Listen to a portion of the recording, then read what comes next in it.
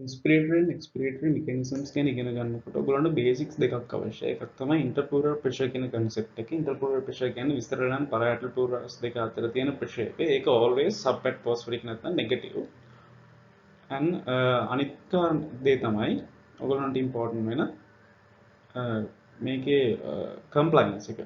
lungs වල තියෙන compliance එක නැත්නම් chest wall එකේ compliance එක. chest wall එක always outside expand වෙන්න තමයි try කරන්නේ. lungs always invert shrink වෙන්න තමයි try කරන්නේ. එතකොට මේ දෙක දෙපැත්තකට තමයි move වෙන්න try කරන්නේ. දැන් බලමු අපි respiratory mechanisms ගැන. Inspiration එකේදී basically වෙන්නේ chest wall එක outward move වෙන එක. chest wall එක outward move වෙනකොට parietal pleura එකත් chest wall එකත් එක්ක outward move වෙනවා. එතකොට visceral and parietal pleura අතර තියෙන space එක වැඩි වෙනවා. එතකොට සංවෘත space එකක තියෙන volume එක වැඩි වෙනකොට ඒකේ pressure එක common sense වලින් ගන්නවා pressure එක තවදුරටත් අඩු වෙනවා නේ. pressure එක තවදුරටත් අඩු වෙනකොට visceral pleura එක parietal pleura එක පැත්තට expand වෙන්න ගන්නවා. මොකද negative pressure එක නිසා. එතකොට inspiration එකේ මම මේ පළවෙනි රූප පෙන්නලා තියෙන එක rib cage moves up and out කියලා තියෙන ඒක. එතකොට end of inspiration chest wall එක උඩරින් expand වෙලා ඒ කියන්නේ ඒක තියෙන recoil pressure එක relatively low. මොකද chest wall එක always try කරන්නේ outward expand වෙන්න. හැබැයි lungs උඩරින් expand වෙලා lungs හැම වෙලාවෙම try කරන්නේ inward shrink වෙන්න. ඒක නිසා ඒකේ තියෙන recoil pressure එක high. එතකොට මේ දෙක balance වෙන්නේ නැහැ. end of the respiration inspiration එකේදී මොකද rib cage එකේ තියෙන recoil pressure එක ගොඩක් අඩුයි lungs වල තියෙන recoil pressure එක ගොඩක් වැඩි. ඒක නිසා end of inspiration එකේදී ඒක අවසානයේදී passively expiration එක වෙනවා. මොකද lungs වල තියෙන recoil pressure එක ගොඩක් වැඩි නිසා chest wall එකට වැඩි. passively expiration එක වෙනවා. එතකොට expiration එක වෙනකොට inspiration එකේ opposite action එක තමයි වෙන්නේ. rib cage එක pleura එක lungs පැත්තට shrink වෙනවා. එතකොට interpleural space එක අඩු වෙනවා. pressure එකේ තියෙන interpleural pressure එකේ තියෙන negativity එක තවදුරටත් අඩු වෙනවා. inspiration එකේදී වැඩි වෙනවා, expiration එකේ තවදුරටත් අඩු වෙනවා. ඒ අඩු වෙනකොට lungs inward recoil වෙනවා. recoil වෙනකොට lungs වල තියෙන pressure එක atmospheric pressure එකට ටිකක් වැඩි වෙනවා. එතකොට expiration එකේදී expiration එක සිද්ධ වෙනවා. ඒක තමයි මේකේ තියෙන මේ රූප දෙකෙන් පෙන්නලා තියෙන්නේ. මම ඊළඟ ස්ලයිඩ් එකේ ස්ටෙප්ස් විදියට මේක පෙන්නලා තියෙනවා.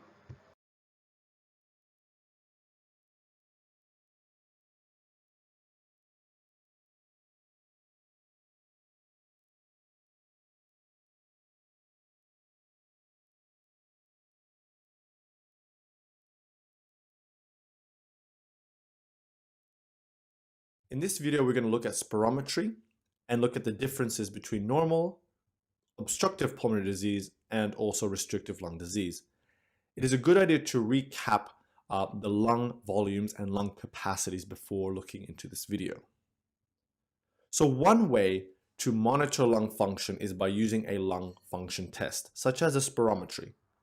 If we breathe in and out normally in this lung volume measuring device, we can see our tidal volume, which is typically 500 mils or 0.5 liters.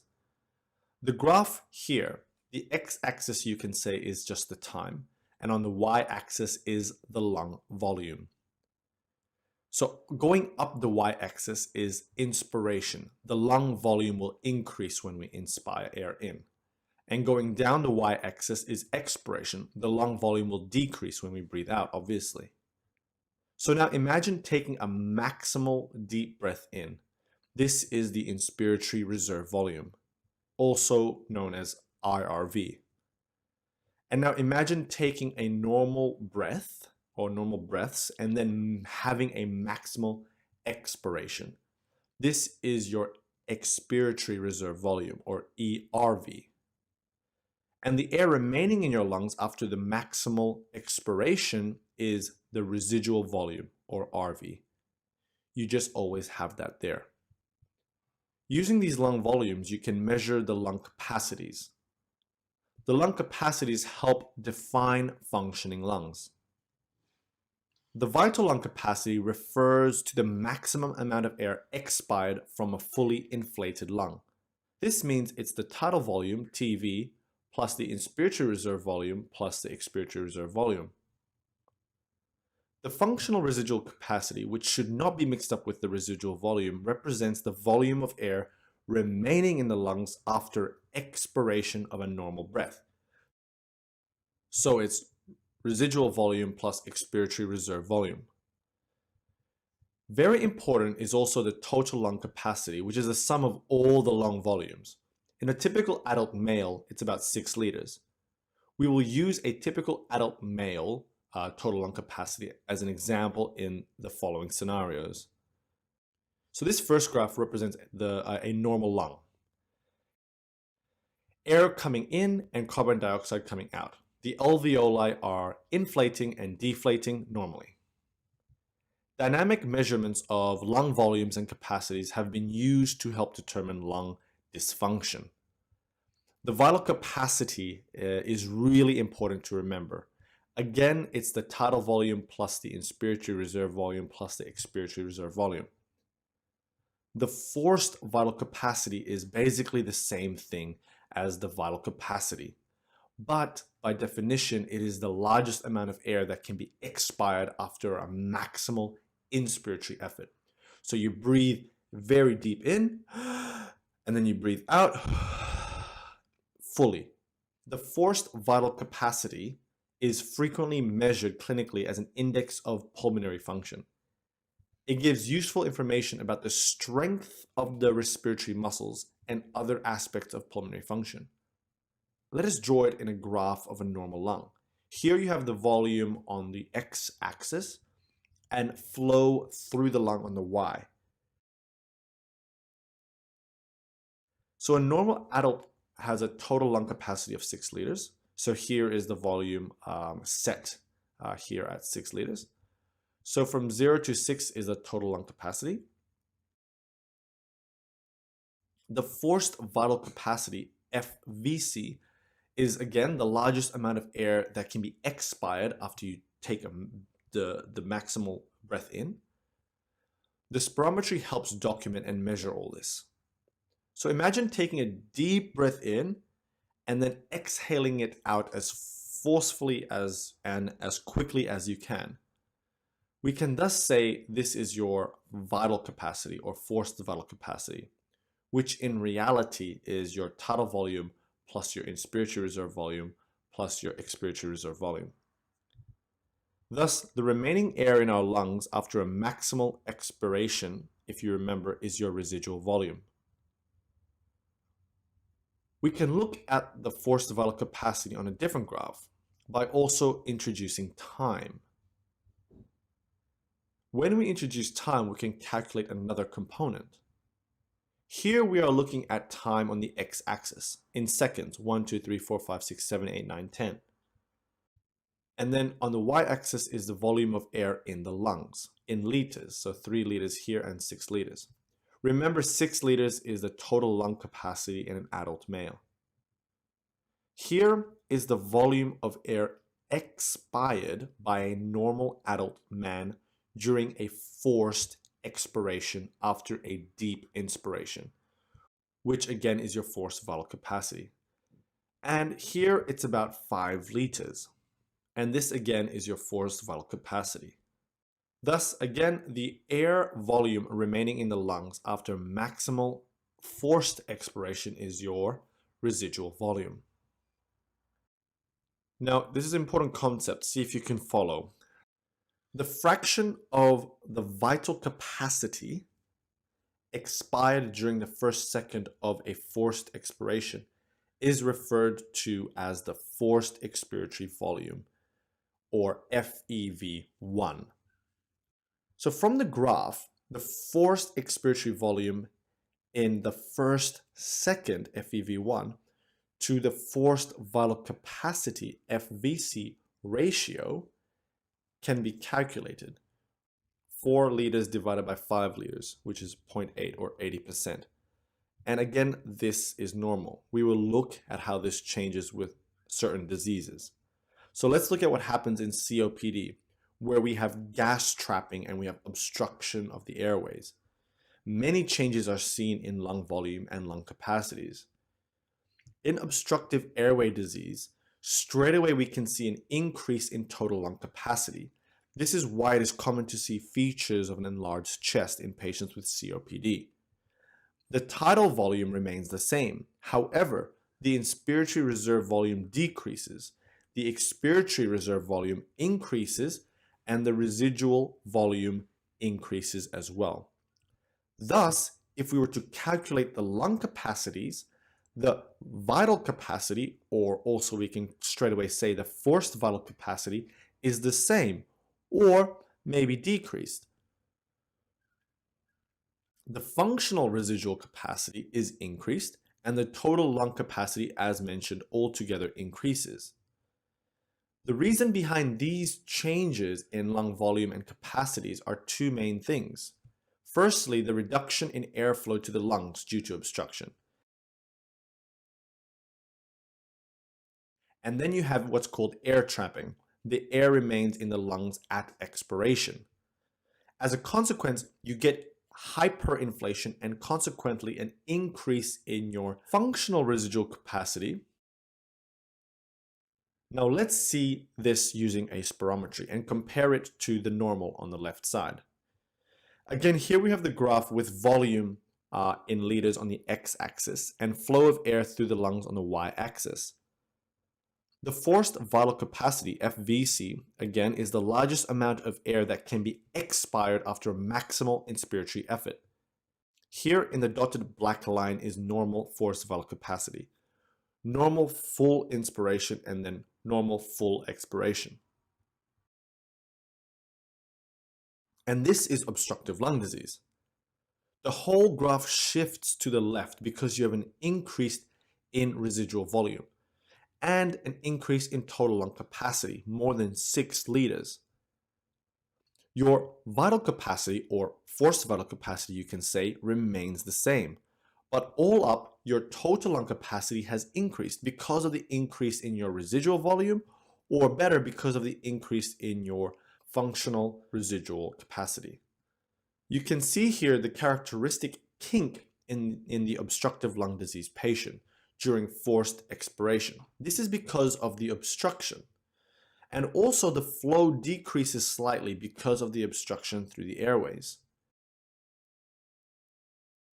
Let's see what the first second of a forced expiration is using the graph, looking at time and volume on the y-axis. Again, to compare this to normal forced vital capacity. This is obstructive lung disease. We can see that the forced vital capacity is the same or slightly decreased. The forced expiratory volume in the first second has dropped significantly. Obstructive lung disease can be diagnosed when the ratio between FEV1 and FVC is less than 0.7 or 70%. And so in this example, FEV1 is about 1 liter and the FVC is about 5 liters. And so 1 divided by 5 is obviously less than 0.7 or less than 70%. And thus, this is an example of a person who has obstructive lung disease.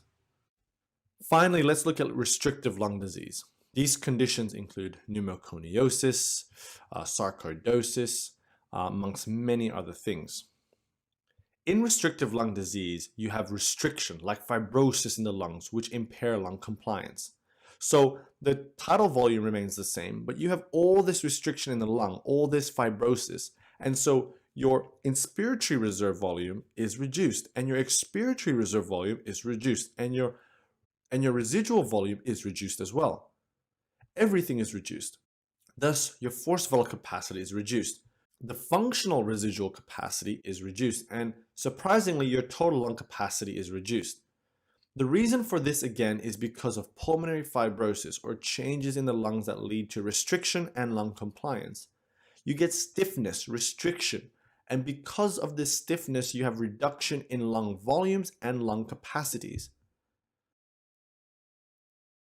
Let's look at your forced vital capacity using a graph again.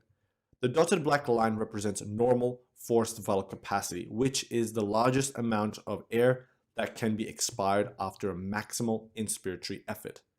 Here in brown is the pattern of forced vital capacity seen in restrictive lung disease. As you can see, it has shifted to the right. The reason for this shift and change is because firstly, your total lung capacity has reduced because of the restrictive lung changes. The residual volume has reduced, and so it is no surprise your vital capacity or forced vital capacity is reduced. What about the forced expiratory volume in the first second? Well, let's look at the other graph again at time on the x-axis. So 1, 2, 3, 4, 5, 6, 7, 8, 9, 10 seconds. And lung volume on the y, which again in a normal adult male goes up to 6 liters. A normal person shoots up and the forced vital capacity goes up to about 5 liters. In restrictive, here, however, in brown, you can see that the forced vital capacity has reduced dramatically. But the forced expiratory volume in 1 second is not as affected. The forced expiratory volume in 1 second, FEV1, in restrictive lung disease is not as affected as seen in patients who have COPD or obstructive lung disease. It can be normal actually in these patients who have restrictive lung disease or reduced, depending on the severity and if the person has obstructive lung disease too. The FEV1 to FVC ratio is a useful tool in recognizing severity of airway disease and can help differentiate between COPD and restrictive lung disease. In restrictive lung disease, the FEV to FVC ratio is not as affected. So for example, in this scenario of restrictive lung disease, the FEV1 is about 3 liters and the forced vital capacity is about 4 liters. So 3 divided by 4 is 0.75 or 75%. And thus, this can constitute restrictive lung disease rather than obstructive airway disease. Hope this video makes sense and hope it was helpful. Lung compliance කියන්නේ ගොඩක් important topic එකක්. අපිට touch කරන්න ඕන important topic එකක්. Compliance කියන්නේ lung එකට යොදන pressure එකේ change එකත් එක්ක lung එකට volume එක කොච්චර change වෙන්න පුළුවන්ද කියන එක. ඒ කියන්නේ alveolar wall එක දෙපැත්තේ තියෙන pressure එක නැත්නම් transpulmonary pressure එක unit එකක් change වෙනකොට lung එකට කොච්චර ප්‍රමාණයක් expand වෙන්න පුළුවන්ද කියන එක. ඒ කියන්නේ transpulmonary pressure එක ගොඩක් change වෙලා lung එක පොඩ්ඩක් නම් expand වෙන්නේ compliance එක ගොඩක් අඩුයි. Transpulmonary change එක පොඩි value එකකට lung එක ගොඩක් expand වෙනවා නම් compliance එක ගොඩක් වැඩි. ඕක තමයි අවබෝධ කරගන්න ඕන mainly වැඩි transpulmonary pressure change එකකට lung එකේ volume එක පොඩ්ඩයි නම් වෙනස් වෙන්නේ compliance එක ගොඩක් අඩුයි. අඩු transpulmonary pressure change එකකට lung එකේ volume එක ගොඩක් වෙනස් වෙනවා නම් compliance එක ගොඩක් වැඩි. මේකේන main disease conditions දෙකක් තියෙන එකක් fibrosis and emphysema. Fibrosis වලදී එන්නේ scar tissues නැත්නම් fibrous tissues වලින් lung එකේ තියෙන tissues replace වෙන එක. එතකොට lung එකේ expand වෙන්න තියෙන ability එක lung එකේ ගොඩක් අඩුයි. එතකොට transpulmonary change එක ලොකු ප්‍රමාණයක් transpulmonary pressure එක change වුණත් lung එක පොඩි ප්‍රමාණයක් තමයි expand වෙන්නේ. මොකද scar tissues නිසා elasticity එක lung එකේ නැති වෙලා තියෙනවා. ඒක නිසා in fibrosis lung එකේ compliance එක ගොඩක් අඩුයි කියලා අපි කියන්නේ. emphysema වලදී වෙන්නේ lung එකේ tissue damage එකක් වෙනවා. lung එකේ tissue damage එකක් කළා එයා exchange කරන්න තියෙන surface එක නැත්නම් available surface එක gas exchange එකට තියෙන ගොඩක් අඩු වෙන එක වෙන්නේ. ඒක නිසා lung එකේ lung එක ගොඩක් expandable කියන්නේ lung එක නිකන් අර recoil pressure එක lung එකේ ගොඩක් අඩුයි. ඒ කියන්නේ lung එක ලේසියෙන් expand කරගන්න පුළුවන්. එහෙනම් පොඩි transpulmonary pressure change එකකට lung එක ලොකු ප්‍රමාණයක් expand වෙනවා. ඒ කියන්නේ compliance එක ගොඩක් වැඩි. Fibrosis වලදී compliance අඩුයි. emphysema එකදී compliance වැඩි. මම පහලින් video එකක් attach කරන්නම්. Fibrosis and emphysema ගැන වැඩිදුර ඔයගොල්ලන්ට ඉක්මනින් study කරන්න පුළුවන්. In this video, we're going to look at COPD, chronic obstructive pulmonary disease. This is an overview, an introduction. COPD encompasses a number of diseases, including emphysema, chronic bronchitis, and chronic asthma. In this video, we will mainly focus on and compare chronic bronchitis and emphysema. Let us first begin by looking at the signs and symptoms of both of these. Patients with emphysema are also known as the pink puffers because they have difficulty breathing but are well perfused. Patients with chronic bronchitis are also known as the blue bloaters because they are usually cyanosed. Some signs and symptoms in emphysema and chronic bronchitis include dyspnea, difficulty breathing, having a productive cough, and chest tightness. Patients with pure emphysema have a barrel chest, muscle wasting, as well as pursed lips. Patients with pure chronic bronchitis can have peripheral edema and a raised JVP due to a potential right-sided heart failure.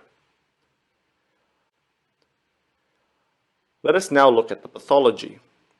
Here I'm drawing a lung. Let us first begin by looking at changes that occur in emphysema. Pure emphysema mainly affects the functional units of the lungs, which are the alveoli. Alveoli are covered with elastic fibers, which allow the alveoli to expand and recoil back, pushing air out as we exhale. However, in emphysema, what we see is a loss of elastic fibers. You also have a decreased in-surface area of the alveoli. This could potentially lead to a collapsed alveoli. You can have something called air trapping occurring, which is where air is still trapped in the alveoli as we exhale because the recoil mechanism is not working. In pure chronic bronchitis, we have problems along the airway tract, specifically the bronchioles. Here I'm drawing a normal bronchiole with smooth muscle and mucus. In chronic bronchitis, we have smooth muscle hypertrophy and contraction, as well as mucus hypersecretion. This all leads to difficulty breathing. Some risk factors for COPD, both emphysema and chronic bronchitis, include smoking, advanced age, low socioeconomic status, genetic factors, constant exposure to air pollution, and developmentally abnormal lungs, which predisposes one to COPD. Investigations that should be performed in a suspected person with COPD include a chest X-ray, where findings can include a flattened diaphragm and hyperinflation. Another important investigation or examination to perform is a spirometry. A spirometry is a machine that a patient blows into. This is to measure the lung function. Here we have a normal spirometry reading with a normal inspiratory and expiratory curve. However, let's compare this to a graph with someone who has COPD. So again, here we have the normal inhalation and exhalation curve in black, and in red, COPD. There is a decrease in volume, especially during exhalation. The criteria to diagnose COPD is forced expiratory volume 1 over forced vital capacity ratio, less than 70%. Also, to be sure it is COPD, the administration of a bronchodilator following the first spirometry reading should improve the lung function. And so on the next spirometry reading, the graph should go closer to normal. The management of COPD involves smoking cessation, use of oxygen in late stage, bronchodilators B2 agonists or M3 antagonists, and steroid inhalers as a preventer.